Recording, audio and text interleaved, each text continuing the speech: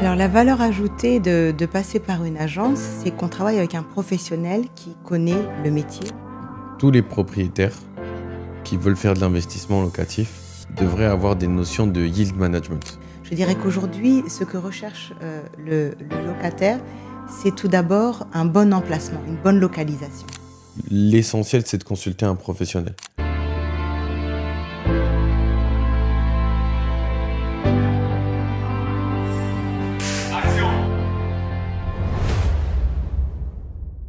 Bonjour à toutes, bonjour à tous. Bienvenue dans un nouvel épisode d'Immobilier d'Afrique, votre émission dédiée à l'immobilier sur le continent africain et qui donne la parole aux experts.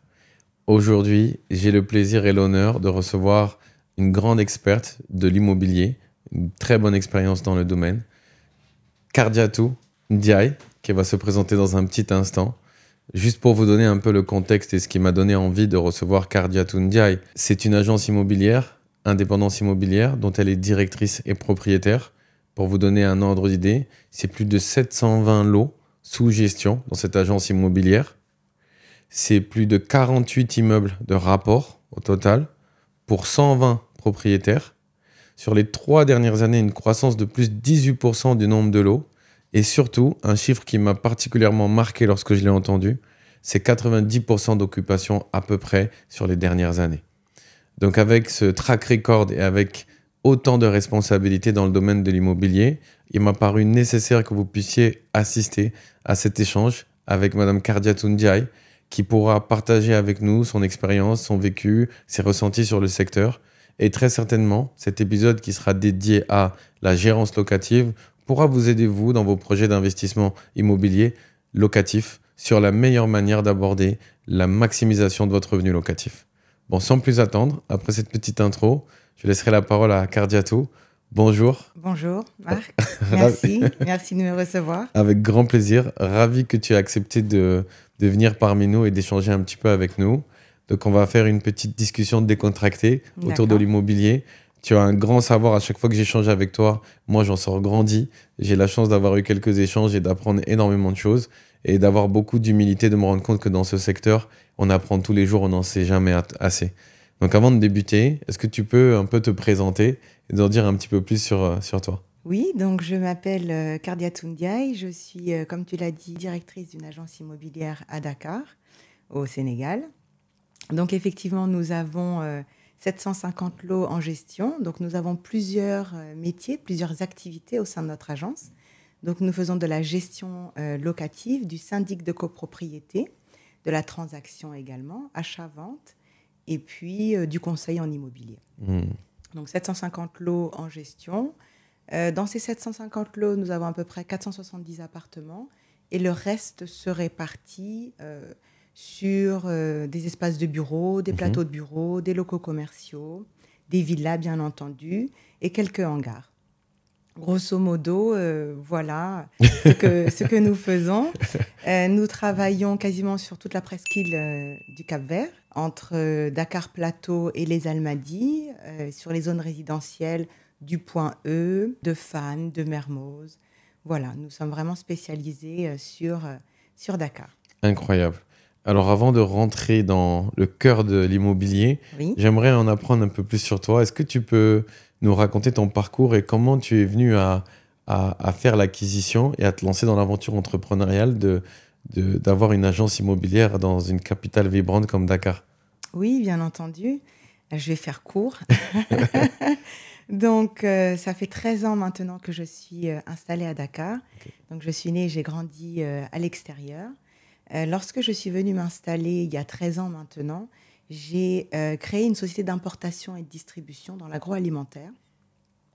Mes clients étaient ce qu'on appelle les HoReCa, les hôtels, restaurants et cafés. Donc, j'importais et je distribuais des produits spécifiques que l'on trouve au niveau des hôtels, des restaurants et des cafés. Et ce qu'il faut savoir, c'est que les modalités de règlement sont assez... tu le sais, sont assez difficiles quand on est dans une TPE, quand on crée une TPE. Oui. Donc, on est souvent sur 30 jours fin de mois et sur certains produits, on est sur 60 jours fin de mois. Donc, ça a été assez laborieux au niveau de la trésorerie. Donc, j'ai dû renoncer à cette première expérience entrepreneuriale Et puis, je suis retournée au salariat, donc pour une durée à peu près de 4 ans. Une expérience très riche. J'ai travaillé pour une multinationale du secteur de l'agroalimentaire, puisque je viens de l'agroalimentaire. Donc, j'ai travaillé pendant 4 ans pour cette société.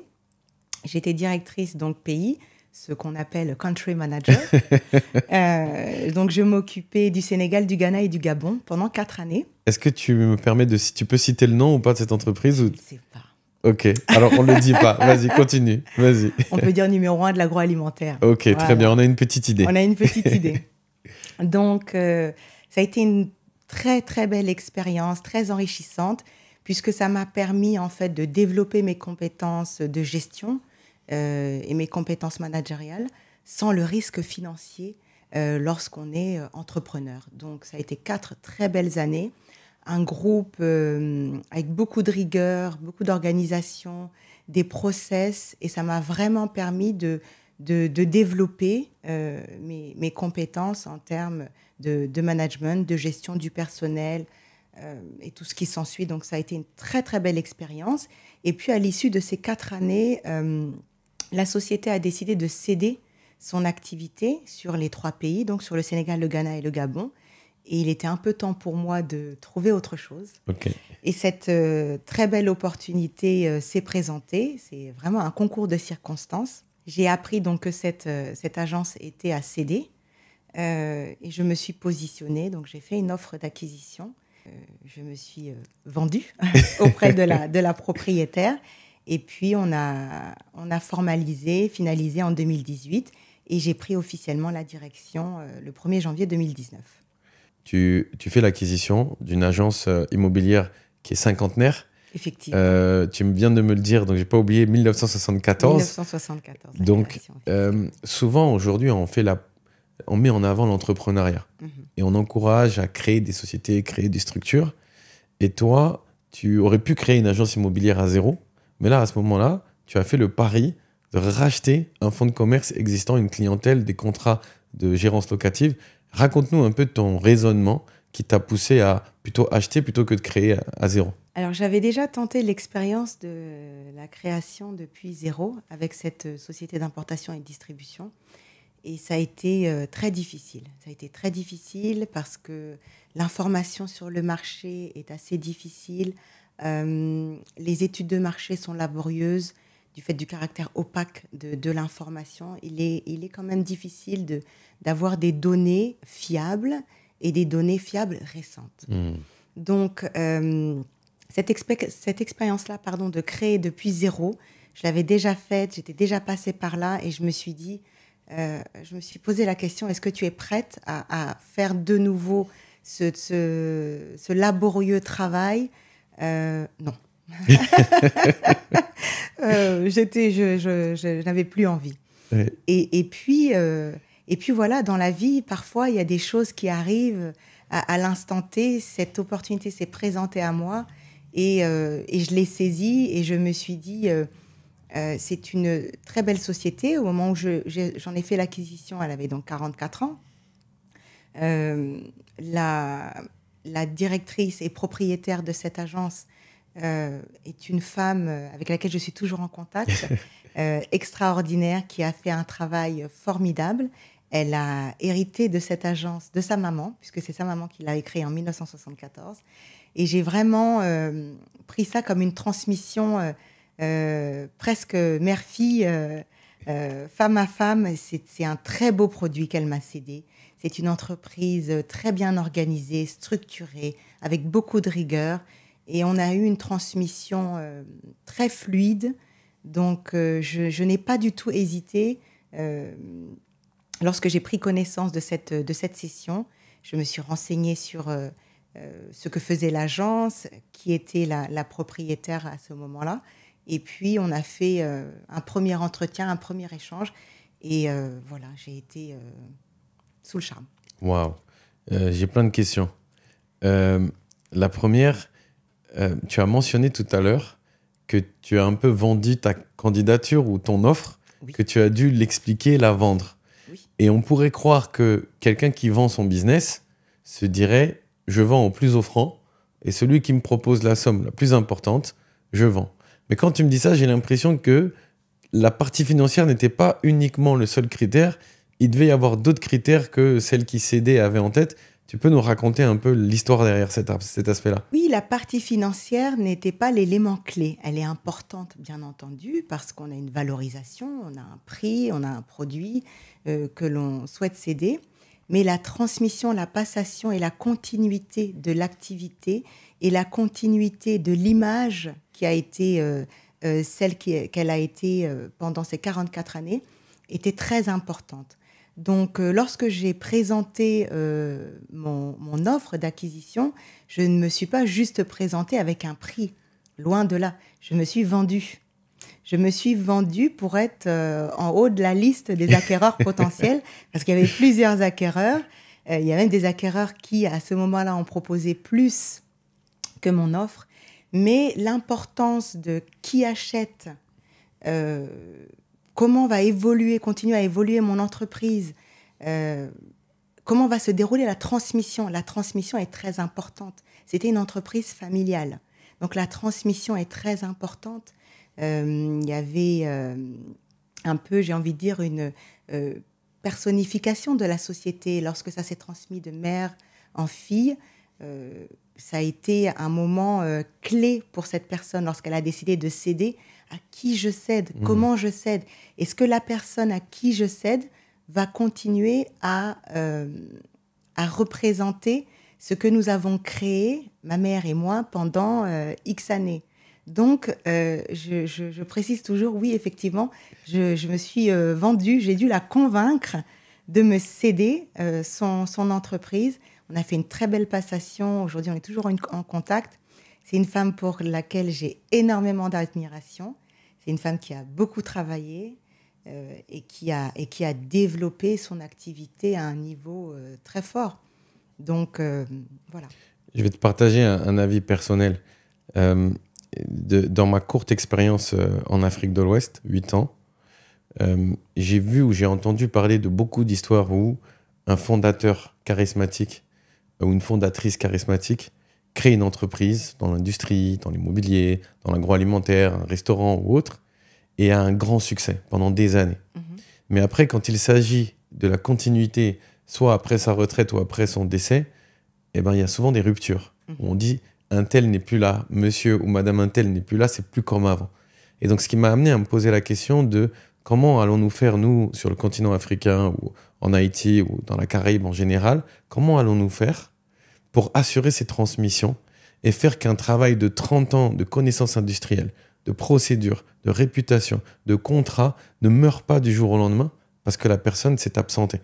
Et ce qui pose la question du leadership pendant que la personne elle dirige, de commencer à anticiper la transmission et de se soucier de à qui je transmets. À qui je transmets. Et je trouve que cette expérience-là, en tout cas ce que tu m'en dis, et les faits sont là, hein, la continuité est là, je trouve que c'est remarquable. Et une autre chose qui me plaît beaucoup, c'est j'aime beaucoup les personnes qui valorisent leurs prédécesseurs. Parce que souvent, la tendance est de se dire, bon, bah, mon prédécesseur a mal fait, je viens pour faire tout redresser et tout remettre à niveau. Mais en fait, la personne avant nous, elle a fait de son mieux, elle a fait ce qu'elle pouvait, elle a fait ses kilomètres, et charge à moi de faire mes kilomètres. Donc, franchement, c'est très intéressant. Revenons sur la partie un peu acquisition de l'agence. La transition, elle a été faite, elle a été très bien faite, comme tu nous le dis. Déjà, pour un peu notre audience qui se lance dans l'immobilier ou qui ne connaît pas l'immobilier, est-ce que tu peux nous dire qu'est-ce qu'une agence immobilière et surtout qu'est-ce que la gérance locative? D'accord. Donc, l'agence immobilière a plusieurs métiers. On en a parlé un peu plus tôt. Au sein de l'agence, donc, il y a le métier de la gestion locative, qui est le fait de gérer un bien pour le compte d'un tiers, qu'il soit particulier, professionnel ou institutionnel. Il y a le syndic de copropriété. Donc, une copropriété, c'est lorsqu'au sein d'un ensemble immobilier, nous avons plusieurs propriétaires. Donc ça, c'est le cas d'une copropriété. Il y a des copropriétés verticales ou horizontales. Donc nous sommes également syndic de copropriété.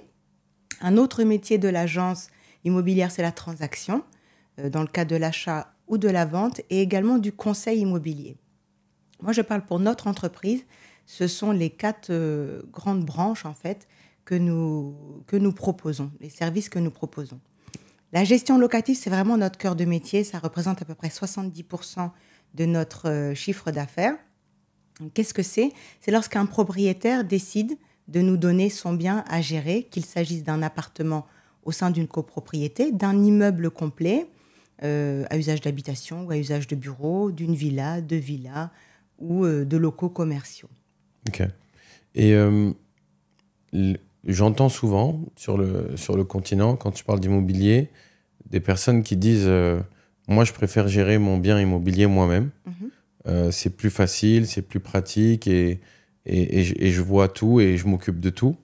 Mais en même temps, je vois aussi l'autre école de moi, je délègue tout en agence immobilière et au moins comme ça, j'ai un suivi administratif, j'ai un suivi de mes états financiers, j'ai une traçabilité et on ne m'appellera pas à minuit un jeudi soir parce que la climatisation ne fonctionne plus ou parce que je ne sais quelle vitre s'est cassée. Toi, tu peux nous dire un petit peu de ton expérience, comment tu vois les avantages d'avoir recours à la gérance locative? On va parler du cas du Sénégal, par exemple, précisément. Quand on est propriétaire, quel est l'intérêt, quelle est la valeur ajoutée de passer par une agence? Alors, la valeur ajoutée de passer par une agence, c'est qu'on travaille avec un professionnel qui connaît le métier et c'est très important. Ça évite des problématiques futures. On passe par un professionnel qui connaît également la législation en vigueur, ce qui n'est pas négligeable. On est également avec un professionnel qui va vous apporter les éléments d'information relatifs au côté fiscal, puisqu'il y a également une fiscalité, ne l'oublions pas, sur le revenu et sur le foncier. Eh oui. Exactement. Et puis, on va avoir un gain de temps important, puisque gérer soi-même, c'est fastidieux, c'est chronophage. Mieux vaut le laisser à une société qui est professionnelle du métier. Ça permet aussi de ne pas être en lien direct avec le locataire. Donc, être en lien direct avec le locataire, parfois, oui, quand tout se passe bien, c'est toujours tout beau, tout rose. C'est vrai. C'est très bien. Mais dès qu'on a des petits grains de sable qui viennent ternir la relation, tout de suite, ça se complexifie. Okay. C'est très difficile. Donc, c'est très bien d'avoir un intermédiaire, une agence immobilière qui s'occupe de tout ce volet relation avec le locataire. Il y a également parfois la notion du contentieux. Ça peut arriver. La gestion de conflits. C'est difficile quand on a sa propre activité, qu'on est propriétaire, qu'on décide de gérer son bien seul. Donc, on parle dans ce cas de figure-là de gestion autonome. Et puis, qu'on rencontre une situation conflictuelle en termes de paiement de loyer et puis qu'on arrive sur des impayés et qu'on doive aller au niveau du tribunal. Enfin, c'est très lourd. Donc, lorsqu'on fait appel à une agence, eh bien, c'est à l'agence de s'occuper de tout ce volet-là. Il y a également la partie sinistre, parfois aussi. On ne le souligne pas, mais un sinistre, ça peut toujours arriver dans un bien quelconque, que ce soit un immeuble en gestion complète ou un appartement. L'agence immobilière a ce rôle-là également, de faire les déclarations de sinistre, de faire le suivi au niveau des assurances et de recevoir les primes, les reversements des assurances et de les reverser aux propriétaires. Donc, c'est une grande, j'ai envie de dire, une flexibilité. Et Bien puis, sûr. Laissons faire les professionnels. Hein. En tout cas, moi, à titre personnel, je donne mon témoignage, que ce soit en France ou en Afrique de l'Ouest. Moi, mon parti pris personnel et individuel, c'est de systématiquement passer par des agences immobilières, ne serait-ce que par rapport au gain de temps. Et moi, ce qui m'a le plus aidé, c'est de ne pas traiter en direct avec les locataires. Puisque quand tu as plusieurs locataires à gérer par la suite, te souvenir de toutes les informations, tout garder par mail, faire des réponses, formaliser, recevoir les plaintes et surtout recevoir la dimension émotionnelle. Parce que quelqu'un qui a une fuite, il ne va pas juste te dire « Bonjour, je déclare un sinistre, une fuite s'est produite », il y aura tout ce qui va autour. Si toi, en plus, tu travailles, tu as un métier, tu as une activité, il faut avoir l'intelligence, la patience, le savoir-être pour répondre à tout. Et quand tu es en train de gérer plein de choses, parfois, je trouve que ce n'est pas facile. Et ce qui m'amène à la question suivante, as-tu déjà eu un cas de figure où un propriétaire, au début, se disait qu'il va gérer seul? Et puis après, en se rendant compte dans l'éprouvé et dans le vécu qu'il y avait vraiment trop d'interactions avec les locataires, ils ont dit « Ok, Madame Diaye, je vous donne la gérance, je ne veux plus en entendre parler ». C'était déjà arrivé?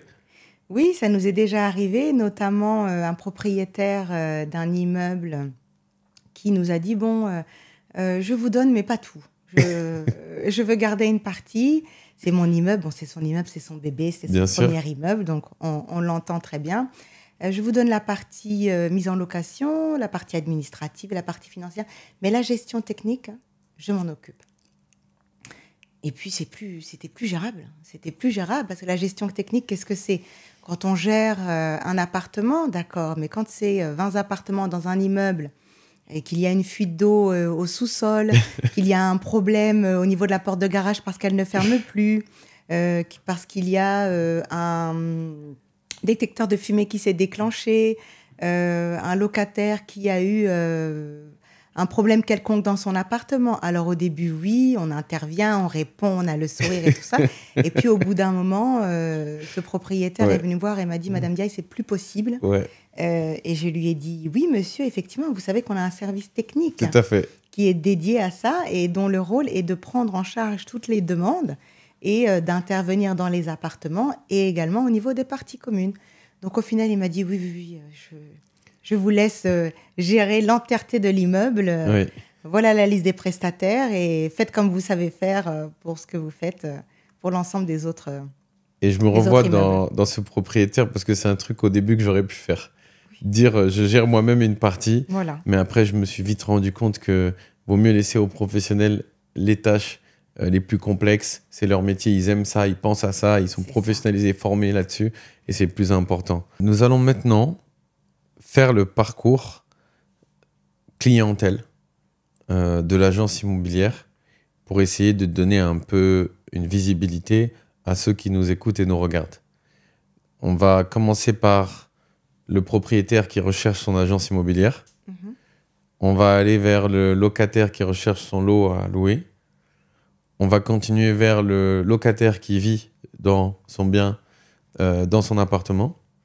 Et on finira par la sortie du locataire, fin de contrat ou sortie avant la fin de contrat. Et puis, ça nous permettra d'avoir vu un peu tout le parcours. Donc, est-ce que tu peux nous présenter comment cela se passe lorsque un propriétaire sélectionne son agence immobilière et quels sont les critères importants dans ce processus-là? Dans un premier temps, je pense que le propriétaire se doit de voir ce qui se fait sur le marché et puis de s'interroger un peu sur la notoriété de l'agence. Les biens en gestion également, c'est important. S'il peut se rendre dans les biens, visiter, voir comment les biens sont entretenus, c'est peut-être une première approche à avoir. Ensuite, prendre contact avec les différentes agences, sélectionner quelques agences, prendre contact avec elles, se rendre sur place, solliciter un rendez-vous et puis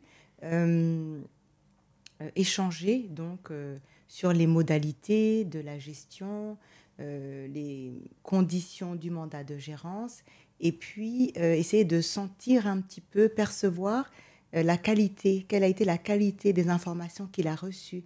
Est-ce qu'on lui a expliqué clairement les choses? Est-ce qu'on lui a défini clairement quelles étaient les étapes?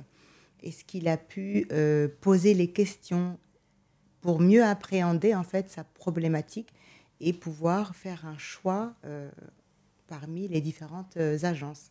Il est important aussi quand on vous propose un mandat de gestion de voir un petit peu quelles sont les missions qui sont incluses au niveau de ce mandat de gestion, la durée du mandat pour lequel vous allez signer, les modalités de résiliation. Il est important de les connaître dès le départ. Le taux, bien entendu, qui sera appliqué, le taux, le nerf de la guerre. Et oui, c'est le sujet qui fâche. Le nerf de la guerre.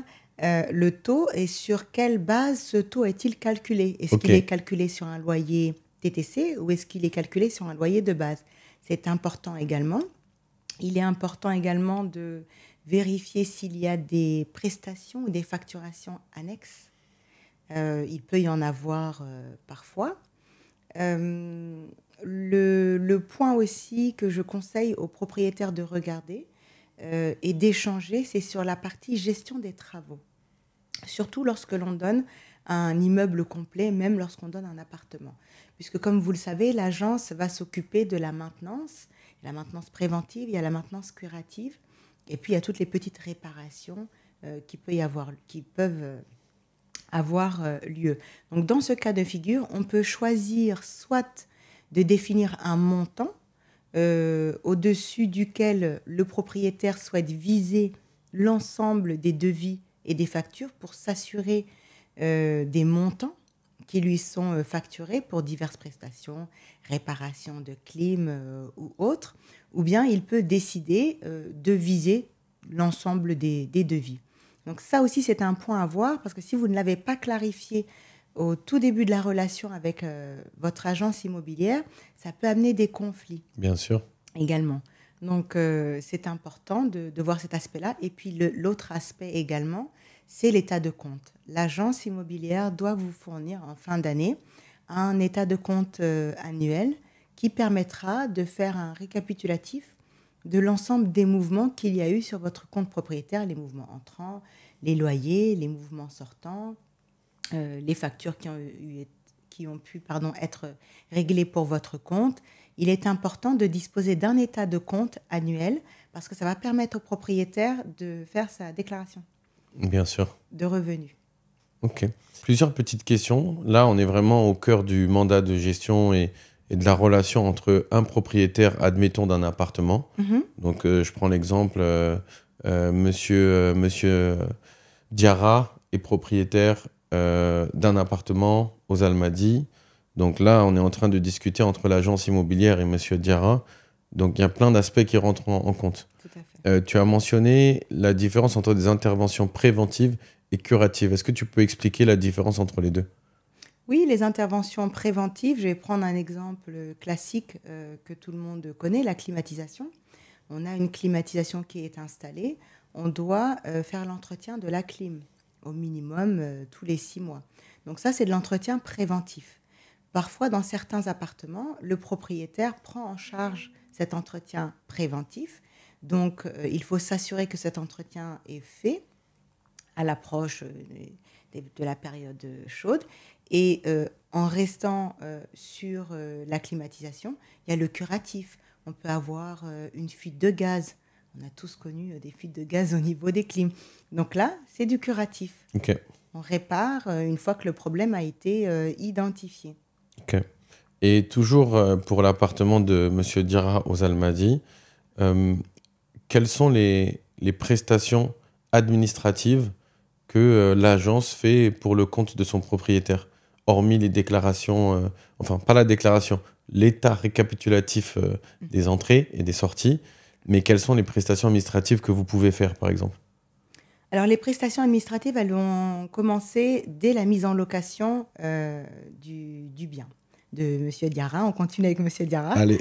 Donc, dès la mise en location du bien de M. Diarra, l'agence va établir le dossier du locataire. Une fois que le locataire est sélectionné, va établir le dossier administratif du locataire, va rédiger le bail, va s'occuper également de l'enregistrement, puisque l'enregistrement est obligatoire au Sénégal, va s'occuper de l'enregistrement, va réaliser les états des lieux, vérifier que le locataire a bien pris ses abonnements, si on est dans un cas de figure où il a besoin de prendre les abonnements d'eau et d'électricité. Et puis, sur la partie administrative spécifique au locataire, va répondre à toutes les sollicitations du locataire, les demandes d'attestation et tout ce qui s'ensuit. Bien sûr. Ensuite, sur la partie, on va dire, financière, l'agence émet les appels de loyer. Donc, tous les mois, l'agence sollicite le locataire pour qu'il paye son loyer à une période qui a été définie et qui est spécifiée dans le bail. L'agence, au moment du paiement du locataire, émet également les quittances, donc fournit les quittances au locataire. Et puis, s'il y a lieu, c'est un service que nous offrons, que nous proposons en option, c'est la partie fiscale. Donc, il y a des déclarations qui sont à faire, il y a des taxes et des impositions qui sont à payer. Donc ça également, si le propriétaire l'a défini dans son mandat de gérance, nous faisons les déclarations auprès de la Direction générale des impôts et domaines pour le compte du propriétaire. nous lui reversons son loyer. Et à chaque reversement de loyer, nous lui remettons un état de compte, en fait, qui va avec son reversement de loyer. Voilà, grosso modo, pour la partie financière. Et après, d'un autre côté, quand il y a parfois malheureusement des contentieux, eh bien, on fait la partie pré-contentieux, on va dire, relance, deuxième relance, dernière relance, mise en demeure, et après, parfois, à arriver jusqu'à l'assignation en paiement. Donc, l'assignation, bien entendu, n'est pas faite par l'agence. C'est un huissier qui effectue les assignations. Et si, malgré tout, le loyer n'est pas réglé, le dossier est enrôlé au niveau de la justice. Donc là, c'est un tout autre volet. Ok, je comprends. Donc, en fait, là, on a vu un peu un panorama de toutes les prestations, surtout administratives, parce que beaucoup, dont je fais partie, ont la phobie administrative et l'idée de devoir faire tous ces formulaires, toutes ces documentations, envoyer un courrier et répondre à un tel, c'est vraiment parfois, ça te perd. Et donc, je vois un peu l'étendue de toutes les prestations. Et un dernier petit commentaire sur le profil des propriétaires. Déjà, en général, quelles sont les attentes principales des propriétaires quand ils recherchent une agence immobilière? De ton expérience, ça fait 6 ans que tu fais ça de près avec Indépendance Immobilière. Dis-moi, qu'est-ce que tu as observé qui faisait mouche chez un propriétaire pour choisir son agence? Le sérieux. Ok. Et surtout, la bonne gestion des finances. Moi, je le répète très régulièrement à mes collaborateurs, on gère le bien d'autrui. Donc, on doit le gérer comme si c'était son propre bien. Et on gère les deniers d'autrui. Surtout ça, on gère l'argent d'autrui. Et oui. Donc, la dépense est très importante. Comment on le dépense quand il y a lieu de faire des travaux, des maintenances et tout ce qui s'ensuit. Mais il faut être, encore une fois, la rigueur revient, c'est mon mot préféré. Fil conducteur. C'est le fil conducteur. Mais voilà, il faut faire très attention.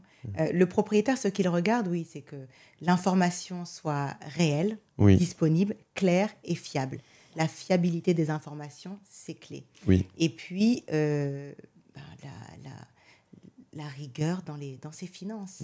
Parce que c'est son investissement. Bien sûr. Donc, il a investi, que ce soit pour l'acquisition ou pour la construction. Il donne son bien à gérer. Donc, il attend à ce que ce soit géré, comme on dit, en bon père de famille et que les choses soient faites convenablement, correctement, toujours en conformité avec la législation. Je comprends. Et c'est vrai que, par exemple, moi, à mon niveau, la partie qui est la plus sensible, celle qui fait vraiment toute la différence pour moi, c'est la réactivité. Moi, j'aime vraiment la réactivité d'une agence. À quel point ils te répondent vite, pas forcément pour te donner l'élément. Hein. Parfois, ils vont accuser réception. C'est bien reçu, nous vous revenons d'ici demain, d'ici fin de semaine. Et d'avoir ce sentiment de réactivité, ça apaise. Parce que je me dis, c'est bon, je m'en occupe plus. Mais quand il y a une absence de réactivité, je me dis toujours, il faut que je me note de les relancer, sinon j'aurais peur de passer à côté de l'information et que les conséquences, elles me retombent dessus. Donc vraiment, ça, c'est un point qui me touche beaucoup et je le comprends parfaitement. Et ensuite, sur les profils des propriétaires, est-ce que les propriétaires sont tous des personnes physiques ou tu as d'autres types de propriétaires? Alors, on a des propriétaires personnes physiques et personnes morales. Si on devait catégoriser, j'ai envie de dire que sur les ensembles immobiliers complets, lorsqu'on a des immeubles en gestion, la plupart du temps, ce sont des personnes morales. Donc, ça peut aussi bien être des SCI qui ont été constitués par les propriétaires et différents membres de leur famille, ou des SARL, ou parfois même des SA. Ok. Oui. Et puis, au niveau des biens individuels, la plupart du temps, ce sont des personnes physiques. Et bien sûr, à ceux qui nous regardent et nous écoutent, lorsqu'il s'agit de constituer soit sa société, sa personne morale pour faire l'acquisition ou la mutation de son bien ou d'y aller en nom propre, l'essentiel, c'est de consulter un professionnel. Toujours. Que ce soit de parler avec son notaire ou parler avec un spécialiste de la fiscalité, parce que ce sont des choses qui s'anticipent. Une fois que tu as choisi un mode ou un autre, une structure ou une autre, les conséquences fiscales, parfois, elles t'enferment. Ne serait-ce que quand tu as choisi d'y aller en nom propre et que tu mutes un bien en ton nom et que soudainement après tu veux rajouter ton frère ou rajouter un parent, eh ben, tu devras payer des frais de mutation. Ça ne se fera pas juste avec un écrit et ensuite c'est terminé. Donc je vois vraiment, moi j'ai appris avec le temps de manière préventive à consulter les professionnels. Effectivement, il faut toujours consulter. C'est ça. Il faut toujours consulter, surtout dans le cadre de succession. Parce qu'après, il faut penser à l'après. Et il y a la notion de succession. Donc c'est important de pouvoir anticiper sur ces questions-là. C'est effectivement et consulter un professionnel, un notaire, un fiscaliste, pour voir quelles sont les incidences et anticiper un maximum. Et ça m'amène aussi à la question, justement, du loyer. Parce que ça, c'est aussi une question qui peut être une source de divergence entre un propriétaire et son agence immobilière. Certains propriétaires vont vouloir un loyer x2, XXL. Et d'autres vont dire, c'est discrétion de l'agence, on vous fait confiance, faites un loyer de marché. Et puis il y en a d'autres qui vont dire, j'ai acheté avec une promesse de rentabilité de 10%, j'ai acheté à 120 millions, donc moi on m'a promis 10%, donc je veux au moins toucher 1 million, 1 million 100, comme ça avec les taxes je tombe sur 1 million, je suis à 10%. Mais si le loyer de marché il est à 600 000, 700 000 et qu'on vient vous voir à l'agence, prenez la gestion locative, louez à 1 million 100, comment est-ce que ça se passe ? Très bonne question. Beaucoup de questions dans une question. Je t'en prie, vas-y. Bon, déjà, sur la partie du loyer au Sénégal, il est réglementé. Voilà, on doit normalement définir le loyer en fonction du calcul de la surface corrigée. Ça, c'est ce que dit la législation avec les barèmes de calcul de la surface corrigée. La problématique, c'est que ces barèmes et ces valeurs aujourd'hui sont complètement obsolètes.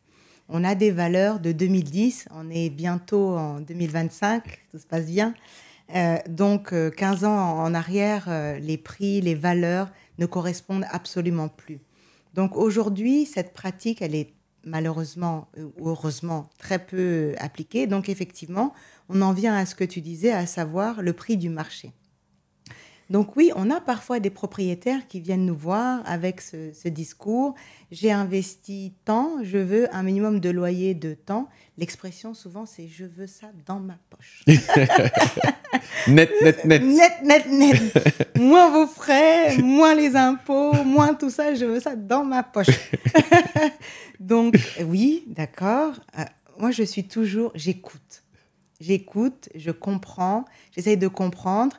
Et j'explique. J'explique que c'est le marché en définitive qui va faire le prix.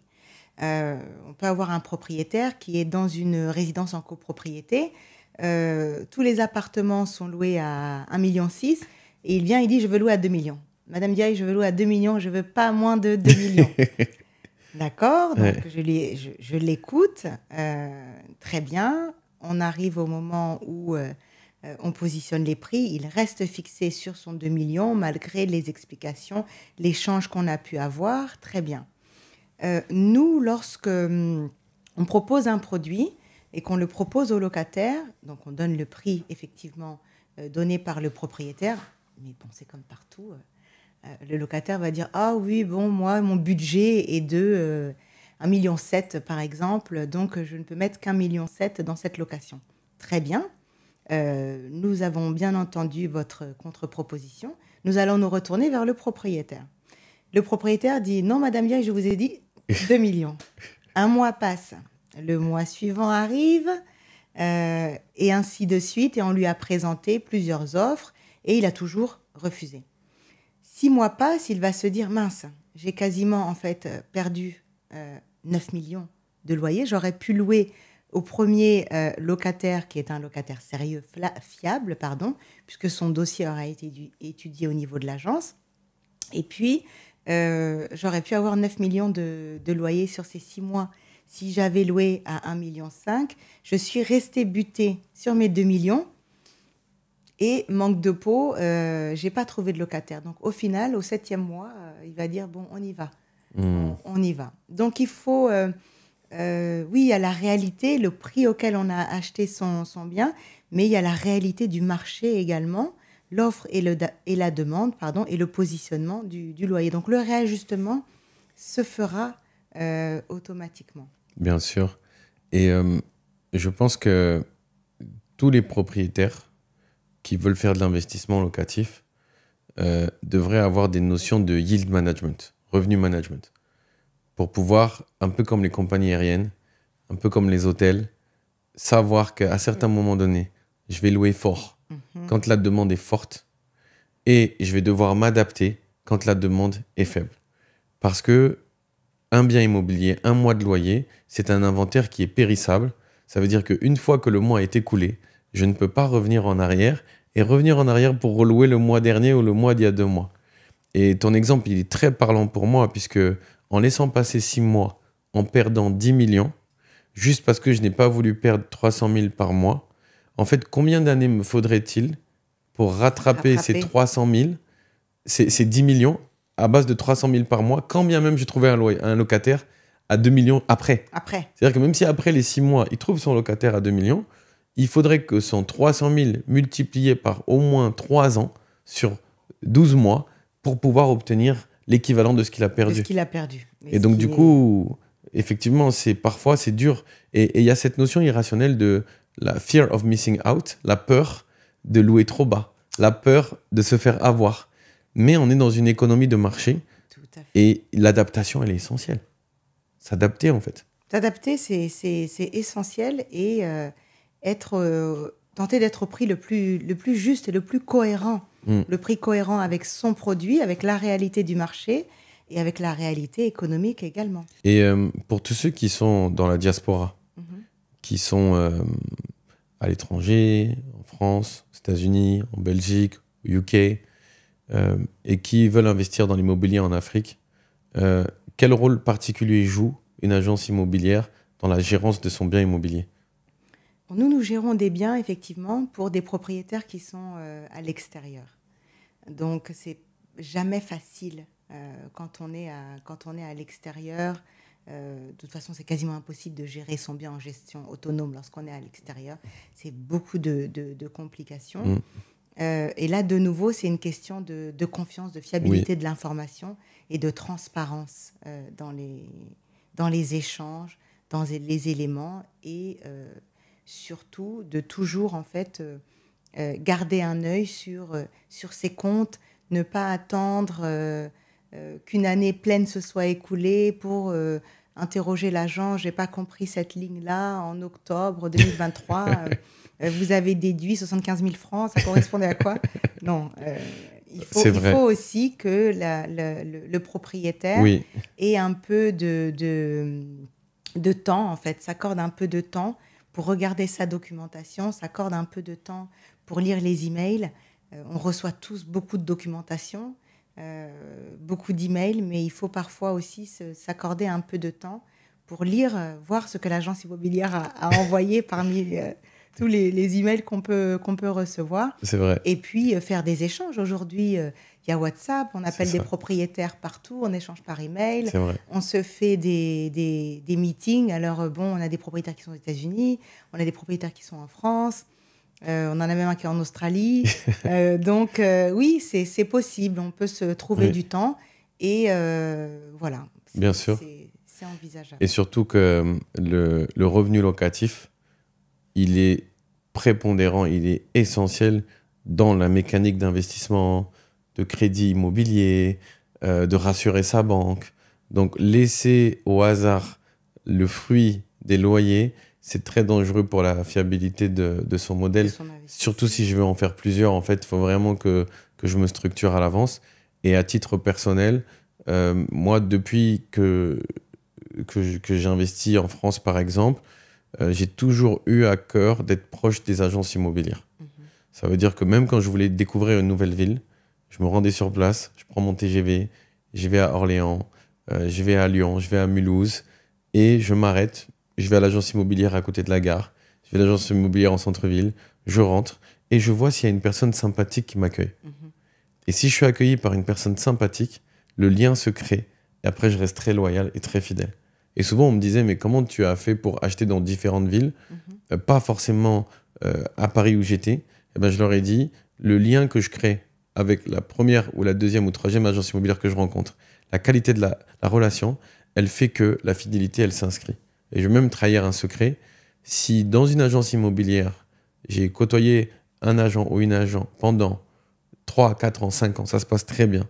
Si j'apprends qu'elle part ou si j'apprends qu'elle crée son agence, il y a de fortes chances que je la suive. Ça, je sais que c'est pas forcément agréable à entendre, mais en fait, la qualité de la relation, elle fait toute la différence parce que je fais pas confiance à des ordinateurs ou à un logo ou à des procédures. Moi, je fais confiance à une personne.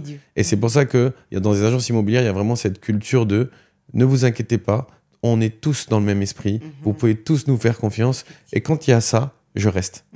Mais quand il n'y en a qu'une seule qui est disponible, c'est sûr que si elle s'en va, je quitte. Je trahis les secrets. Hein. Ah oui. Ok, super. Maintenant qu'on a vu un peu le propriétaire, et après chacun d'entre nous peut se rapprocher d'agences pour plus approfondir la relation et tout. Allons maintenant sur la partie locataire. Du coup, naturellement, l'agence immobilière va être l'interface entre le propriétaire du bien immobilier et le locataire. Donc, en ce moment, on va faire un focus sur le marché du Sénégal. Quels sont les critères les plus importants pour les locataires lorsqu'il s'agit de sélectionner un bien immobilier? Qu'est-ce qui compte pour eux?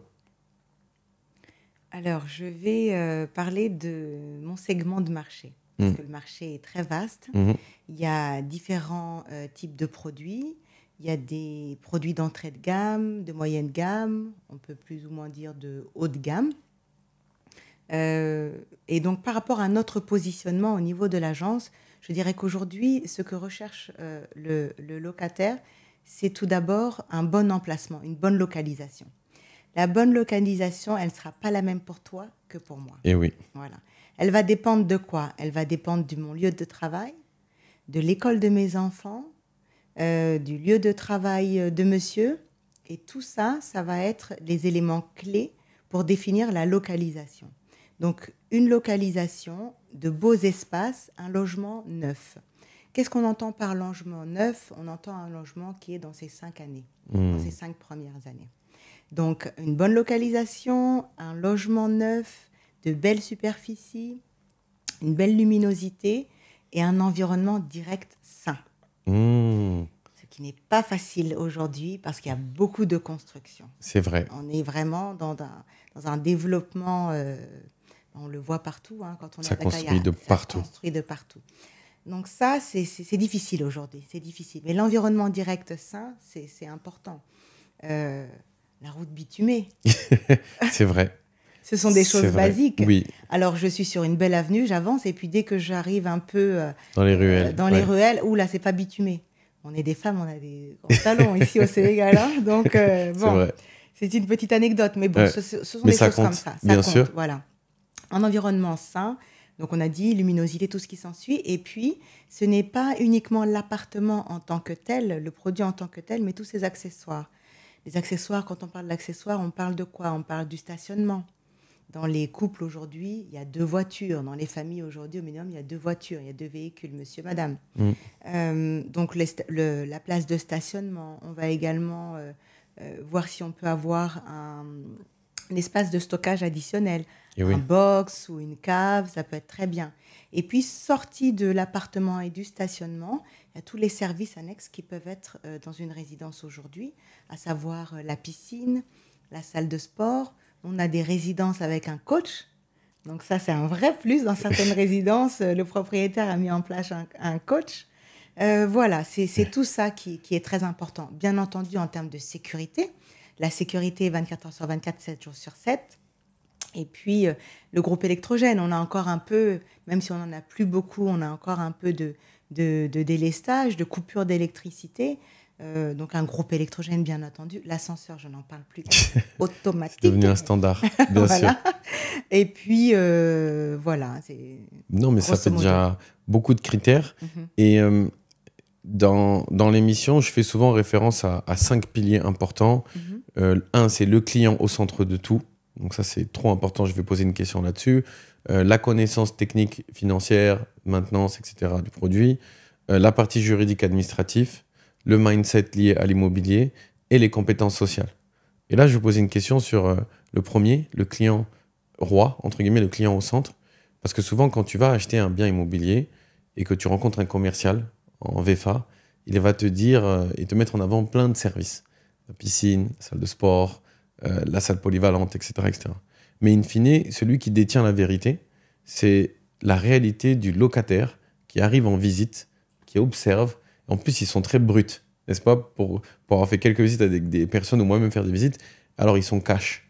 Donc moi, ça m'intéresse de savoir qu'est-ce que veulent vraiment les locataires. Et une de mes questions que je me pose, c'est tiens, la salle de sport. Par exemple, je sais que moi, j'étais directeur d'hôtel avant.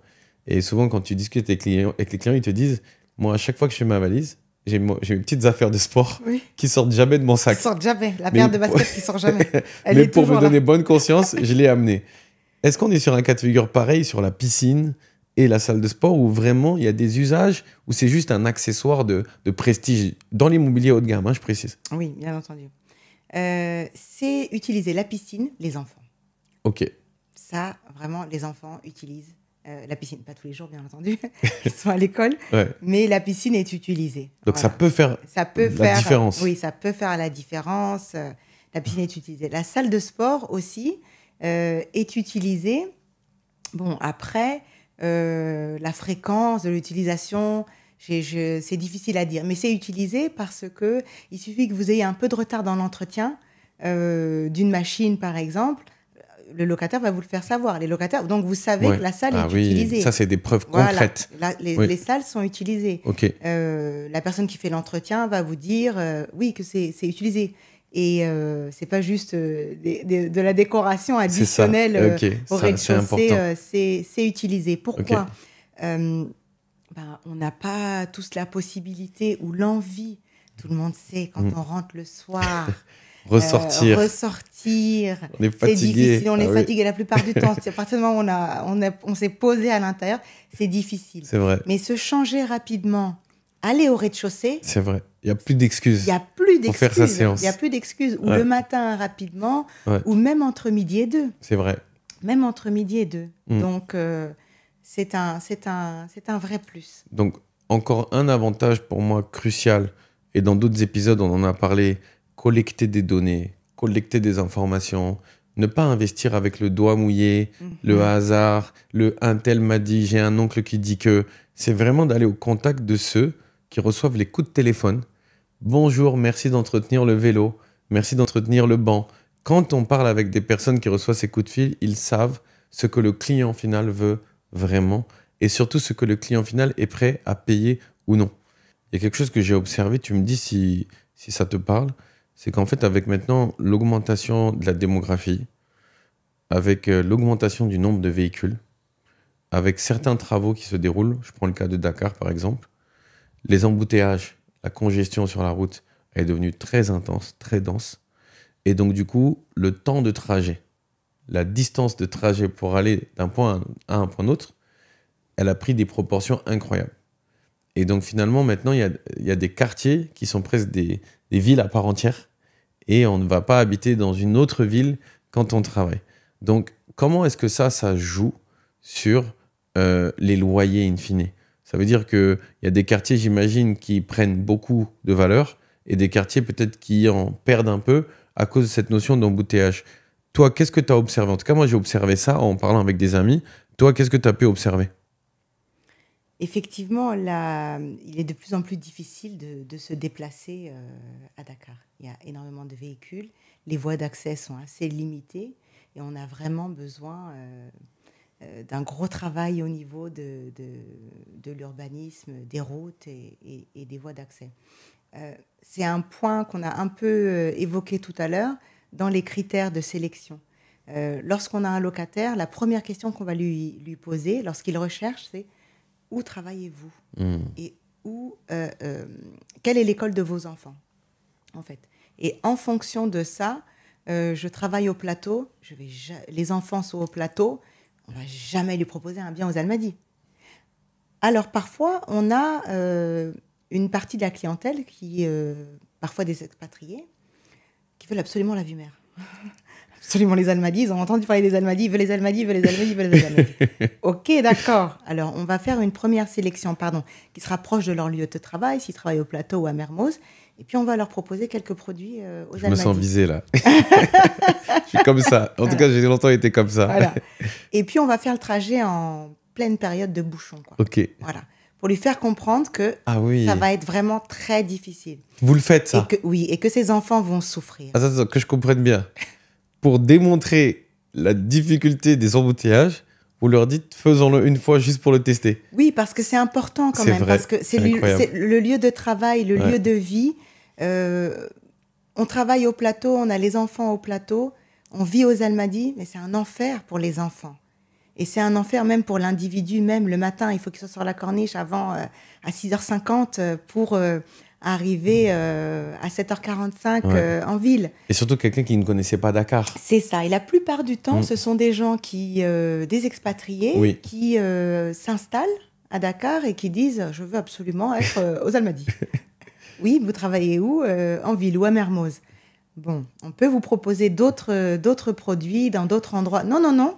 Donc, ok, on y va. On y va. Et c'est un vrai plus parce que la personne, au final, dit merci. En fait. Merci parce que je me serais fourvoyée dans une situation très compliquée pour ma famille et moi. Et ça aurait été vraiment très, très compliqué. Et il y a quelque chose que j'observe que vous faites, en tout cas très bien chez Indépendance Immobilière, c'est qu'en fait, à la place d'argumenter et de se disputer avec l'interlocuteur, vous testez. Exemple, le propriétaire qui voulait un loyer à 2 millions et vous pensez que le marché c'est 1,5, vous le prévenez, mais vous lui dites testons et on verra. Oui. Et pareil, celui qui veut habiter aux Almadies pour travailler en ville, vous n'argumentez pas avec lui, vous lui dites testons et on verra. Et je trouve que cette approche, elle est très saine parce qu'en fait, ça crée la confiance. Ça veut dire qu'on n'a pas d'ego et d'orgueil à vous dire vous nous écoutez pas, vous nous croyez pas, il n'y a aucun souci, mais testez et faites-moi un retour.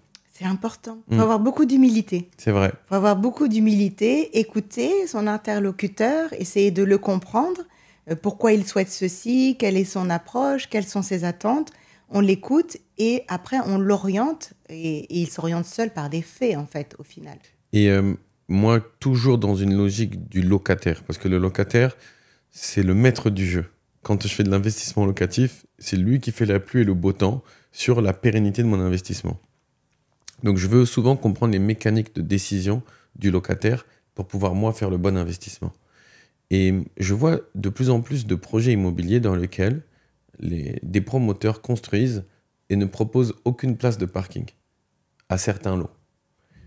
Comment est-ce que, en tant qu'agence, vous fonctionnez avec des lots qui n'ont pas de place de parking? Comment se passent les visites? Et quel est le degré de difficulté de mise en location? Très difficile.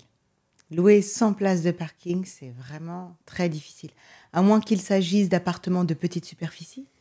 Une personne individuelle va occuper. Et par exemple, on est sur un appartement au Plateau. La personne travaille au Plateau. Et elle n'a pas besoin de place de stationnement. C'est un ou une expatriée qui souhaite être proche du travail et qui n'a pas de véhicule. Mais les appartements sans place de stationnement, c'est vraiment très difficile. Ensuite, on peut avoir un appartement sans place de stationnement attribuée avec de la disponibilité pour se garer à l'extérieur. Mais là aussi, c'est une grande, grande difficulté. C'est très difficile de louer aujourd'hui des appartements sans place de stationnement. Donc ça, c'est un point important dans la logique d'investissement. Tout à fait, c'est la prise de décision, de tenir compte de ça, parce qu'autrement, on peut estimer que sur 5 locataires qui vont passer visiter, si j'ai une place de parking, combien à peu près vont accepter un bien qui correspond à leurs critères? Et vice-versa, si j'ai 5 locataires et que j'ai 0 place de parking, combien vont dire je prends quand même, ou d'autres non, laisse tomber, j'essaie même pas? La plupart vont pas. Si on n'est pas dans un cas spécifique où j'habite aux Almadies, je travaille aux Almadies, je peux y aller à pied, j'ai pas de véhicule, je suis expatriée pour 3 ans, d'accord. Mais on a tous des véhicules. Et le soir, personne n'a envie de tourner pour chercher une place pour se garer. Il y a cette notion-là. Et puis, il y a le fait aussi, les gens voyagent. Bien sûr. Pendant mon voyage, qu'est-ce que je fais? Je laisse mon véhicule dehors? C'est ça. C'est pas possible. C'est vrai. C'est pas possible. Donc en fait, et c'est pour ça que je trouve que c'est important avant de décider d'acheter, de parler à des professionnels qui ont du vécu. Parce que là, on ne parle pas d'abstrait ou de théorique ou de quelque chose qu'on imagine. C'est j'ai fait X milliers de visites sur 6 ans et les clients me disent ça. Après, tu veux croire, tu crois, tu veux pas croire, il n'y a pas de souci. De toute façon, c'est ton investissement et c'est ton choix, tu fais comme tu veux. Et toujours dans la partie mise en location, le point 2, comment réussir sa visite un client locataire est intéressé par un bien? Quels sont les 2-3 tips, peut-être même un seul tips, pour réussir une visite et s'assurer que le locataire il reparte conquis? Je ne les donnerai pas. Ça, c'est le secret. C'est le secret. L'ordre de la visite est clé. Ok. L'ordre de la visite est clé. Je donnerai juste ça. D'accord, un seul, je le prends. L'ordre de la visite est clé. Par quelle pièce on commence, c'est important. Oui. Et puis toujours avoir ce retrait. Ce moment où on se recule, l'interlocuteur se recule, laisse le client circuler dans l'appartement. J'ai fait la visite, je lui ai fait le tour, ensuite je me mets un peu en retrait. Je lui dis, vous avez le temps. Poursuivez, allez dans les pièces que vous voulez, ouvrez les placards, faites comme vous le voulez. Je suis là, si vous avez des questions, la cuisine, le mode de fonctionnement, X, Y chose, vous m'appelez, mais je le laisse prendre possession des lieux, circuler, être à l'aise. S'il me dit non, ça ne m'intéresse pas, ok, pas de problème, on repart, on poursuit et on lui propose de visiter les parties communes, voir un petit peu ce qui se fait également au niveau de l'immeuble, dans les environs. Il faut avoir ce temps pour laisser le client sentir un peu les choses. Tout est une question de perception, de ressenti. Donc, c'est important également de prendre ce recul-là. J'espère qu'en off, tu vas me donner les autres conseils. Non, mais ça, c'est un très bon conseil. Pour l'avoir vécu pour moi qui recherche un bien immobilier ou pour avoir fait des visites dans le cas inverse, je me rends compte que ce que tu dis, c'est très pertinent parce que parfois, on étouffe d'informations et en fait, c'est même suspect. On se dit, mais l'agent, qu'est-ce qu'il veut me faire croire, me montrer s'il est confiant dans son produit? Et je me rends compte, tu m'as fait vraiment réfléchir que mes visites sur lesquelles j'ai vraiment le plus craqué, c'est là où l'agent, il se met à la porte, il fait semblant d'être au téléphone, et il me dit, et ça se trouve, il me faisait ta technique. Il me disait, je vous laisse visiter, j'ai un petit coup de fil, et moi, je me balade dedans, je m'imagine tout seul vivre dans cet appartement. C'est un très, très bon conseil. Et l'ordre des pièces, effectivement, anticiper l'ordre, se préparer, c'est un très, très bon tip. En tout cas, en étant avec une bonne agence, on a ces petits conseils, et ça, c'est très intéressant. Donc, une fois que la visite s'est bien passée, le locataire est conquis. Donc, du coup, là, on arrive dans une partie qui est cruciale. C'est le filtre, la sélection du dossier et le screening de à qui on s'adresse. Comment est-ce qu'une agence immobilière, en général, je pense que c'est un peu partout comme ça dans le monde, comment est-ce qu'elle procède pour sélectionner le bon locataire? Le dossier, le meilleur dossier, les très bons dossiers. C'est vraiment ça. Le profil du locataire, il est salarié, il est indépendant, il a un contrat de travail, quel est son revenu, quelle est sa situation familiale également. Ce sont des choses que l'on regarde. On sollicite également, donc il y a toute une procédure sur la documentation qui est sollicité au niveau du locataire ou du client potentiel. Et puis, on lui demande également ses quittances. Ces 3 dernières quittances, c'est quelque chose que l'on fait. Je me présente dans une agence, je viens louer un appartement à 2 millions et mes 3 dernières quittances faisaient état d'un loyer à 1 million. Qu'est-ce qui s'est passé?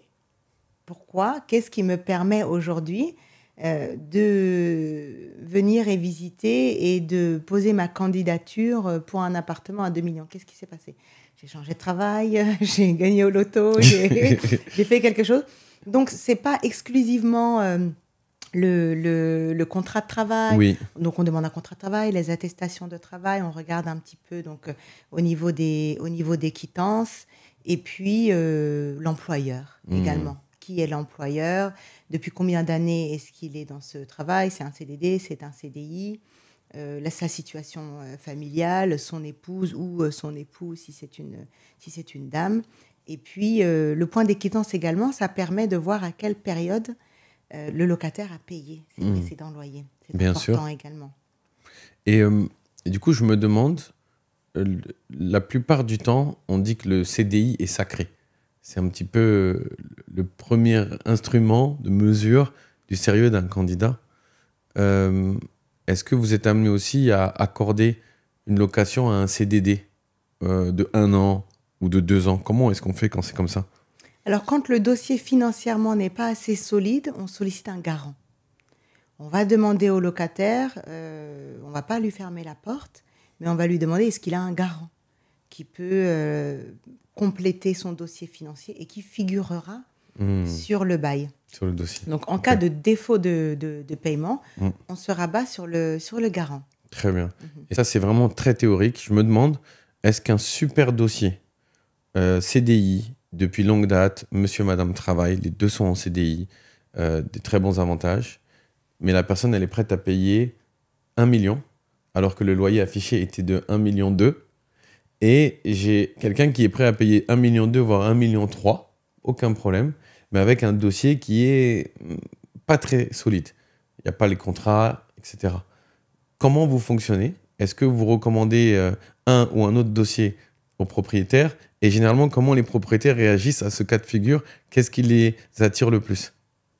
On va recommander la stabilité avec un loyer un peu inférieur. Voilà. Les propriétaires, la plupart du temps, réagissent beaucoup mieux parce qu'ils préfèrent avoir un locataire dont la situation financière est stable plutôt qu'un locataire qui peut dire je paye le prix affiché sans discuter, mais mon dossier financier est un peu branle-ballant. Bien sûr. Voilà. Ça, c'est certain parce que la location, la gestion, un bien, un actif financier, c'est un revenu passif.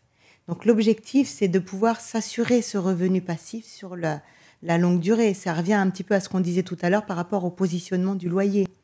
Il est préférable d'avoir un loyer qui va être cohérent avec le marché et de se garantir, entre guillemets, un paiement sur la durée, plutôt que de vouloir à tout prix positionner son loyer à un niveau beaucoup trop élevé par rapport à la réalité du marché et de ne pas avoir de locataire. Donc là, il est préférable d'avoir un très bon dossier avec un loyer qui est revu quelque peu à la baisse, plutôt que d'avoir un loyer qui correspond et un dossier qui est un peu craignos. Ben, bien sûr. Donc en fait, il y a vraiment cette vraie réflexion sur le meilleur dossier. Et c'est pour ça que quand on réfléchit, là je parle du côté investisseur, à faire l'acquisition d'un bien immobilier à Dakar, à Abidjan, à Lomé, à Cotonou, je pense que quand on fait ces calculs de rentabilité, il faut aussi faire un calcul avec une légère dégradation du loyer. Même si le promoteur m'annonce un loyer facile à 1,5 million, je pense que ça peut être intéressant de faire un calcul avec un loyer à 1,2 million, 1,1 million. Ne serait-ce que si parce que j'ai 2-3 mois de vide, je vais perdre en revenus. Et deuxièmement, si le marché est dégringole, eh ben, je vais aussi devoir baisser moi mon loyer. Et aussi, parfois, si j'ai un très bon dossier sur le très long terme, mais que son budget, parce que parfois, il y a des organisations qui capent les budgets, et ben, en fait, il faut aussi s'adapter à ça. Donc, ce que je dis, c'est qu'il ne faut jamais faire son étude de rentabilité sur un scénario optimiste ou un scénario même réaliste.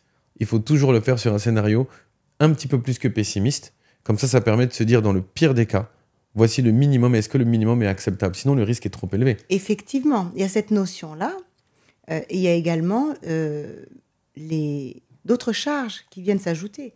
Lorsqu'on est dans un immeuble en copropriété, dans une résidence en copropriété, on a les charges de copropriété à régler. Oui. Donc, il faut les intégrer également, ces charges de copropriété, qui peuvent être constantes un certain nombre d'années. Quand l'immeuble est neuf, on n'a pas beaucoup de choses à faire.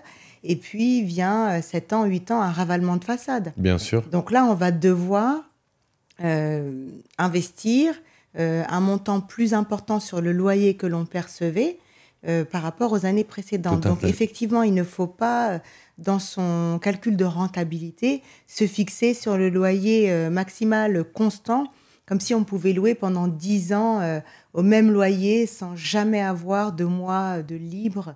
Non, c'est pas...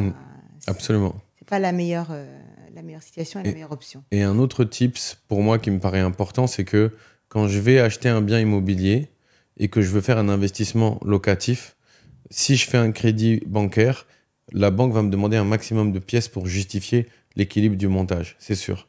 Le rapport entre les loyers encaissés et le montant investi. Et donc, du coup, je pense que c'est important de se rapprocher des agences immobilières et de leur demander des estimations locatives avant d'aller faire son investissement ou de faire son dossier bancaire. Puisque bien souvent, on a des surprises. Oui. Moi, j'ai vu plein de fois des commerciaux qui me promettent des rentabilités parce que je leur dis, mais le prix de votre appartement, il est cher. Il me dit, oui, mais vous inquiétez pas, vous allez pouvoir louer très cher. Et ça, cette phrase de vous inquiétez pas, vous allez pouvoir louer très cher, il me faut un écrit. Parce qu'il y a souvent un écart entre l'écrit Oui, et ce qu'on t'annonce. effectivement. Mm. Et la réalité, et puis vous allez pouvoir louer très cher. Personne n'a une boule de cristal C'est là, vrai, pour pouvoir dire vous allez louer très cher pendant une durée clairement. X. C'est Non, vrai. parce qu'il y a des situations. Quand il y a eu la pandémie, la Covid, on a tous été face à une situation vrai. très problématique. Donc toutes les projections qui étaient faites n'avaient plus leur place. C'est vrai. Maintenant, j'aimerais que l'on parle de la relation entre l'agence immobilière, le propriétaire et le locataire durant son séjour dans le bien concerné. Comment est-ce que vous, en tant qu'agence immobilière, vous interagissez, vous intervenez lorsque le locataire est en place? Alors, dans une agence immobilière, on a deux types de clients. Le client propriétaire et le client locataire. Ces deux clients, nous devons les satisfaire. Une fois que le client est dans son logement, Mm. donc nous, notre mode de fonctionnement, c'est que nous avons un interlocuteur unique. L'attaché commercial qui a fait les visites, qui a fait la procédure de location, sera l'interlocuteur unique, direct du locataire C'est bien ça. pour toutes les problématiques qu'il puisse rencontrer pendant toute la durée de son bail. Donc, il a une demande, il souhaite, on a des immeubles avec, par exemple, des lounges, il souhaite privatiser le lounge pour un événement, il va solliciter son attaché commercial. Il a une problématique dans son appartement, une problématique technique, il va solliciter sa commerciale qui va lui répondre et qui ensuite, en interne, va traiter avec le chargé des travaux qui est dédié à cet immeuble. Donc, on a différents moyens de communication. Bien entendu, il y a les emails, il y a les correspondances. Parfois, des locataires viennent nous déposer directement des correspondances à l'agence. Bien entendu, le téléphone, le SMS, on est vraiment ouvert. Et aujourd'hui, WhatsApp. Donc, le locataire a différents moyens de communication pour échanger avec nous. Alors, un locataire qui n'a aucune problématique pendant toute la durée de vie de son bail, on va quasiment pas l'entendre. À part s'il a besoin des attestations. Oui. J'ai besoin d'une attestation pour mon travail, je dois renouveler mon bail, je souhaiterais faire un avenant. Voilà, ça va être les petites choses pour lesquelles on va interagir avec lui. Par contre, un locataire qui peut rencontrer des problématiques, là, il sera beaucoup plus en contact avec l'agence. Il sera en contact, par exemple, avec le service facturation. S'il a des retards de loyer, il peut prévenir ou sa commerciale, son attaché commercial, pour quelques problématiques qu'il puisse avoir au niveau de son logement. Et en tant que directrice d'une agence qui exploite pour le compte de tiers 750 lots, comment est-ce que vous vous organisez pour être efficient sur autant de périmètres et autant de champs d'action? Alors, il ne se passe pas, il n'y a pas un problème tous les jours. Donc déjà, Ouais. c'est déjà très bien. Donc, on a toujours, je reviens sur l'organisation, la rigueur, mais on est très organisé. On est vraiment très organisé. Il y a des manuels de procédure qui sont en place pour chaque service. Je fais des contrôles sur des procédures pour vérifier que tout est bien mis en place et que les procédures sont bien respectées. On met en place des mesures correctrices parce que ça peut parce que ça peut arriver qu'une procédure qui fonctionnait très bien il y a un certain temps, aujourd'hui l'approche est différente, donc on doit ajuster la procédure. Et puis j'ai énormément de chance lorsque j'ai fait l'acquisition de cette agence. J'ai un personnel et je leur dis souvent, qualifiés, Oui. professionnels et passionnés. Hmm. Et ça n'a pas de prix. C'est clé. Voilà, on est une vraie équipe, on est 20 collaborateurs, mais ils sont tous passionnés. Comme je dis souvent, à 7h45, j'ai quasiment tout le monde au bureau. Donc voilà, c'est vraiment des gens qui aiment leur métier, qui aiment interagir avec les autres et satisfaire aussi l'autre. Donc c'est vraiment clé. Bon, ben, remerciements à toute l'équipe qui va regarder ce podcast. Et je te rejoins parce que l'immobilier, c'est une vraie passion. Ça veut dire que ceux qui sont contaminés par le virus de l'immobilier, le week-end à table, ils en parlent. Ils en parlent. À la salle de sport, ils en parlent. Tout le temps. Le soir au téléphone, ils en parlent. C'est un virus, c'est incroyable. C'est un virus. J'étais contaminé. Effectivement. Allez, dernière petite question sur la vie, parce qu'après j'en aurai des millions, sur la vie du covoisinage. Si tu es amené à gérer l'un de tes 48 immeubles en gestion et qu'il y a un conflit ou une mésentente entre deux voisins sur des nuisances sonores, des objets laissés dans le palier, un problème d'utilisation du jardin de l'un ou de l'autre ou du rez-de-jardin, comment faites-vous, parce que je me suis toujours demandé, comment vous faites pour régler des conflits et des différends entre deux locataires dans un même palier ou même dans deux paliers différents? Je pense que tu dois avoir plein d'anecdotes sur ça. Fin de matinée, on était face à une problématique tout à l'heure. Ouais. Donc effectivement, ça arrive, c'est régulier, Oui. Pas tous les jours, mais ça arrive. La première chose à mettre en place quand on gère un immeuble, un ensemble immobilier complet, c'est un règlement intérieur. Ok. D'abord. Règlement intérieur que l'on partage à l'ensemble des locataires et si possible, on l'affiche. Bien sûr. Voilà, pour veiller à une bonne harmonie en fait dans la résidence. Donc le règlement intérieur, ça limite déjà certains comportements et certaines attitudes. On ne permet pas à ce que les locataires laissent séjourner des objets personnels sur les paliers. C'est pas autorisé parce que le palier c'est une partie commune. Bien sûr. Voilà. La partie privative, elle démarre à partir du moment où vous passez le pas de votre porte. Vous entrez dans l'immeuble, c'est une partie commune. Je peux pas mettre mon vélo où je le souhaite, les trottinettes des enfants Oui. là, la planche de surf là-bas. Non, c'est pas possible en fait. Je fais ce que je veux dans mon appartement, sur mon balcon, sur ma terrasse et tout ce qui s'ensuit. Mais les parties communes restent libres d'effets personnels. Pareil, le stationnement, le sous-sol, que le stationnement soit en sous-sol ou en extérieur, les places de parking sont des places de parking. Je ne laisse pas du matériel, je ne peux pas laisser un véhicule abandonné, je ne peux pas installer des armoires parce que c'est ma place de parking et j'ai besoin de stocker du matériel, je fais des choses. Voilà, donc un règlement intérieur, c'est important, ça permet de canaliser les choses. Bien sûr. Et puis de pointer les choses. Je ne savais pas, mais regardez, lisez, le règlement intérieur dit que, et vous devez le respecter. Bien sûr. Donc ça, déjà, c'est un moyen pour calmer un peu les ardeurs de certains qui se disent, je suis chez moi, je mets la musique à des décibels incroyables. Alors bon, on va arriver au dernier point. Le point où le locataire qui en a marre du bruit, qui finit par partir, ou une fin de contrat de bail. Raconte-nous un peu la fin d'une expérience locative. Comment est-ce que ça se passe à la fin? Je pense qu'un locataire, il ne part pas comme ça. Il y a des étapes. Comment est-ce qu'un locataire part? Alors, dans un premier temps, lorsque on est sur un bail, le locataire, qu'il s'agisse d'un bail à durée déterminée, lorsque la fin du bail est arrivée à l'échéance, le locataire sort, il y a toute une procédure, je reviendrai dessus après. Lorsque c'est un bail à durée indéterminée, il doit présenter un préavis. Donc, en fonction des dispositions contractuelles, la plupart du temps, c'est un préavis de 2 mois, mais certains de nos clients, de nos locataires, par exemple, qui ont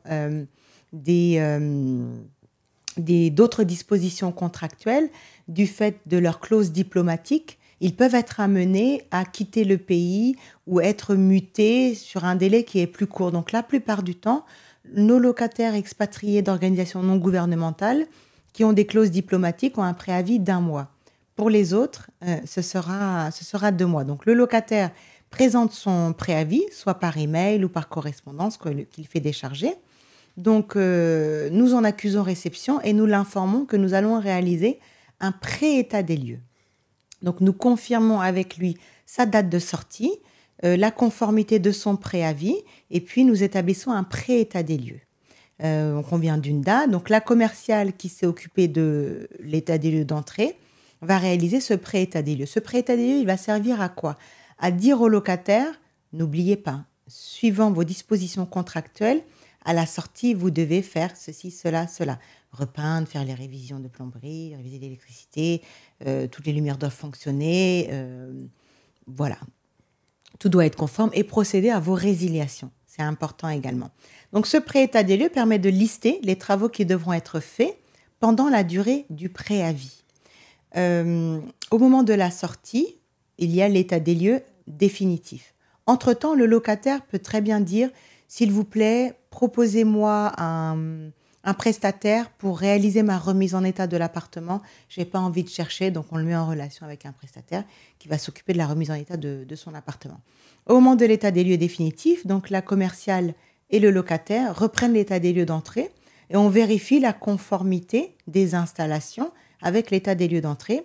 Chacun signe, le locataire sortant remet ses résiliations des services publics eau et électricité, Sénélec et Sen'Eau, et également s'il a eu à contracter avec la Sonatel pour la fibre, le téléphone, tout ce qui s'ensuit, il remet ses résiliations et à partir de là, on récupère les clés.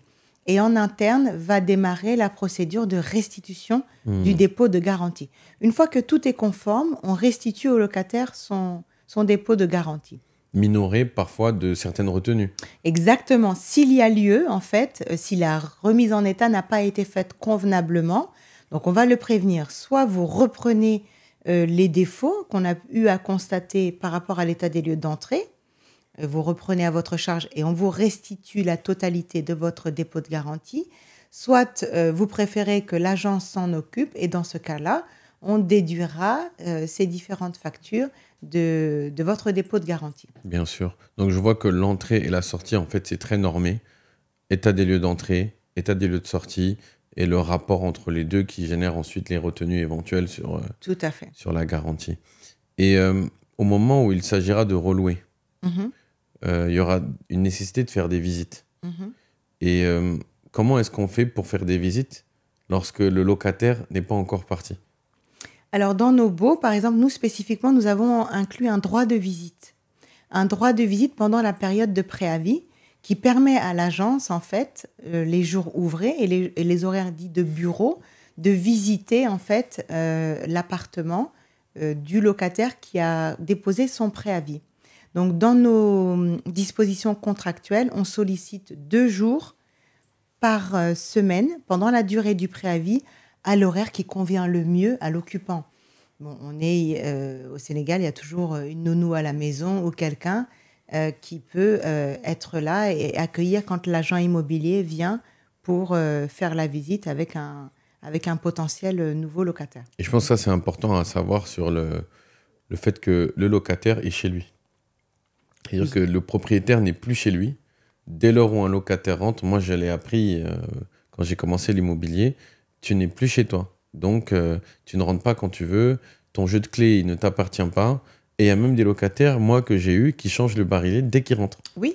Donc toi tu n'as plus accès en fait, du tout. Mais c'est très normal et c'est ce que nous recommandons. À part quand on a des canons spécifiques avec des jeux de clés très spécifiques qui ont été importés. Parfois on a des propriétaires qui importent tout un jeu de serrures où c'est quasiment impossible sinon de recommander la clé à l'extérieur. Mais on recommande à nos locataires de changer le canon à l'entrée. Parce que vous savez, au moment de la remise en état, parfois il y a eu des entrées et des sorties. Il peut très bien y avoir... il y a des prestataires, ça rentre, ça sort, les clés sont posées et tout ce qui s'ensuit. Donc il est préférable dans tous les cas de changer son canon. Bien qu'on ait toujours la sécurité 24 heures sur 24, un gardien, un concierge à l'entrée d'un immeuble, on ne sait jamais. Bien sûr. Donc là, en fait, on a parcouru en 1 heure et quelques d'émission beaucoup des aspects que le propriétaire doit prendre à sa charge. Et je pense que moi, en écoutant tout ça, ça me conforte dans mon idée que moi, je ne veux pas gérer mes biens tout seul, ça c'est sûr. Et que idéalement, c'est mieux de passer par une agence selon moi. Après, c'est un choix qui est totalement personnel et libre et qui doit être assumé. Et je sens beaucoup de rigueur et de professionnalisme et d'excellence dans ce que tu décris. Est-ce que tu peux nous partager peut-être d'où tires-tu cette rigueur et d'où vient-elle en fait, cette rigueur et ce professionnalisme? Je ne sais pas d'où ça vient, c'est Ouais. en moi. Ouais. J'aime les choses carrées, Ouais. j'aime les choses organisées, j'aime les choses structurées. J'aime quand l'information est claire, quand on cherche quelque chose, qu'on ne perde pas de temps, parce que c'est également un vrai gain de temps. Mmh. Ça, je le dis souvent à mes équipes, à mes collaborateurs. Rangez, soyez organisés, même au niveau du bureau, le bureau en tant que tel, l'espace de travail, mais également l'ordinateur, le serveur partagé. Je dis souvent, si j'ai besoin de trouver quelque chose au niveau du serveur, dans un dossier, que ce soit un dossier commercial du service commercial ou un dossier du service technique, l'organisation doit me permettre d'arriver rapidement au fichier que je recherche. Je ne dois pas perdre de temps, je ne dois pas appeler le collaborateur ou la collaboratrice. Où est-ce que tu as rangé ça? Où est-ce que tu as classé ça? Non. Structure, organisation, hiérarchisation. Ça me parle. C'est clé. C'est Et un gain de temps incroyable et ça permet beaucoup de réactivité, en fait. Et la réactivité, aujourd'hui, elle est clé. Je suis d'accord et ça ne m'étonne pas puisque tu as 750 lots en gestion et quand demain, dans un appartement au point E, dans une grosse copro, il faut trouver une info sur un rapport, c'est sûr que le client, lui, il est pressé, il y a une urgence, c'est tout de suite. On ne peut pas lui dire je vous reviens demain ou après-demain, il ne comprendra pas. Il comprendra pas. Il comprendra pas. Et j'ai envie de dire, entre guillemets, c'est notre problématique en interne. Donc, c'est à nous de faire en sorte d'être très organisés et de pouvoir apporter les éléments de réponse le plus rapidement possible et le plus en conformité avec la réalité. Ça, c'est également important. Répondre pour répondre, non. Ça n'apporte rien et à la fin, ça apporte beaucoup plus des problèmes que des solutions. C'est vrai. Donc, parfois, on est obligé de faire attendre. Je vérifie, je consulte telle ou telle chose et je reviens avec le bon élément de réponse. Mais effectivement, j'aime les choses organisées. En tout cas, moi, ça me rassure. Si jamais j'ai un de mes biens immobiliers que je mets en gérance locative et que je rencontre une directrice ou un gestionnaire qui me dit « Voici comment je travaille, la rigueur, c'est méticuleux », moi, ça me rassure en tout cas. En tout cas, merci vraiment pour ton temps, ton expertise et ta pédagogie. On a pu aborder que ce soit le client, que ce soit les aspects financiers et techniques, les aspects administratifs, juridiques. Je trouve que c'est très, très pertinent et que si moi, je devais investir pour la première fois, je prendrais le temps de bien écouter cet épisode parce que ça me donnerait beaucoup de clés. Une dernière clé à nous donner. Allez, est-ce que tu as un dernier tips, conseil ou un mot de la fin avec lesquels tu aimerais tous nous laisser? Épanouissez-vous dans votre travail.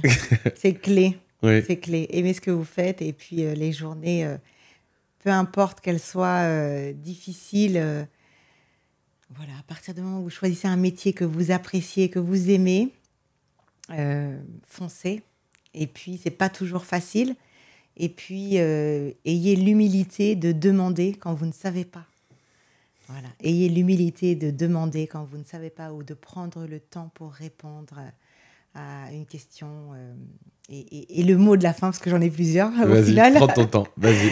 Mon mot de la fin, c'est merci à mes collaborateurs. Merci parce que c'est jamais facile de changer de dirigeant. C'est jamais facile de changer de propriétaire. Donc, un grand merci à mes collaborateurs. Un énorme merci aux propriétaires. Oui, parce que c'est pas facile aussi de faire confiance dans une Bien transition, sûr. dans une transmission d'entreprise. Donc, un grand merci à eux et un grand merci aux locataires qui ont renouvelé leur confiance et qui continuent de le faire. Voilà, tout n'est pas parfait, mais on tend à faire en sorte de répondre, d'être réactif, d'être rigoureux, d'être transparent. Et un grand merci à toi aussi parce que... voilà, j'étais pas prête à ça. Et merci beaucoup parce que tu m'as permis de discuter, d'échanger. Et de partager un peu. J'aime beaucoup partager, mais je n'avais pas forcément le moyen, le vecteur. Donc, merci beaucoup, Marc. Merci. Et on n'aurait jamais pu croire que c'est ton premier podcast. Oui. Franchement, ils ne nous croiront pas, ça c'est sûr. Et pourtant. En tout cas, moi, j'ai hâte de te retrouver sur l'émission que l'on fera consacrée à la copropriété. Oui. Parce que c'est un sujet à part entière qui mérite vraiment le temps et qui mérite beaucoup d'attention, Oui. vu à quel point les constructions augmentent, Tout à fait. vu à quel point le nombre de lots par bâtiment augmente, l'enjeu de vivre ensemble, être propriétaire ensemble, va devenir essentiel et j'espère qu'on va commencer à découvrir ce métier-là à travers toi. Cet autre métier. Oui, bon, tout à fait. Super. Merci. Un grand merci. Merci à toi et on se dit à très vite. À bientôt. Merci.